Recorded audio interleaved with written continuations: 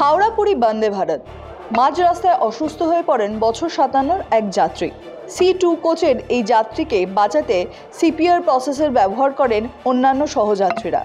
তবে রেলের তরফ থেকে যেমনটা জানানো হচ্ছে যে ভুবনেশ্বর স্টেশন ঢোকার আগেই এই ঘটনা ঘটে। তাদের কাছে খবর এলে রেলের সমস্ত আধিকারিকরা নিজস্ব ব্যবস্থার মাধ্যমে ভুবনেশ্বর স্টেশনে সেই যাত্রীকে নামিয়ে তাকে প্রাথমিক চিকিৎসার জন্য নিয়ে যাওয়া হয় স্থানীয় হাসপাতালে এবং রেলের তরফ থেকে যাবতীয় ব্যবস্থা করা হয়, অ্যাম্বুলেন্সও রাখা হয় এবং সেই যাত্রীকে নিয়ে যাওয়ার সমস্ত পরিকাঠামোই তারা আগে থেকে তৈরি করে রাখেন। তবে যাত্রীদের অভিযোগ, বন্দে ভারতের মতন একটি প্রিমিয়াম ট্রেনে যাত্রা করার পরেও যাত্রীর অসুস্থ হয়ে যাওয়ার খবরে কোনো রকম সহায়তা মেলেনি রেলের কোনো রকম আধিকারিকের থেকে। তবে তারা বলেন যে ভুবনেশ্বর স্টেশনে তাকে নামিয়ে নিয়ে যাওয়া হলেও কোনো অ্যাম্বুলেন্স ছিল না।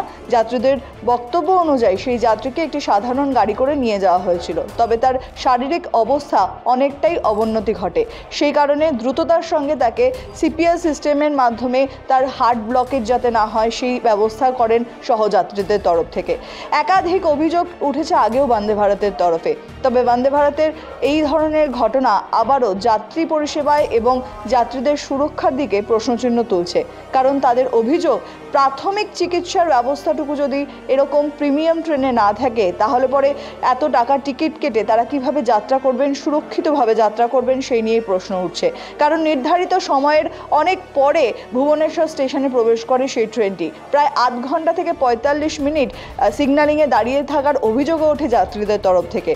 তারপরেও সেই সমস্ত যাত্রীরা বারবার করে বলেন যে সহযাত্রী অসুস্থ হয়ে যাওয়ার পরও সেই খবর ট্রেন ম্যানেজারের কাছে জানানো হলেও তাদের তরফ থেকে কোনো ব্যবস্থা নেওয়া হয় না।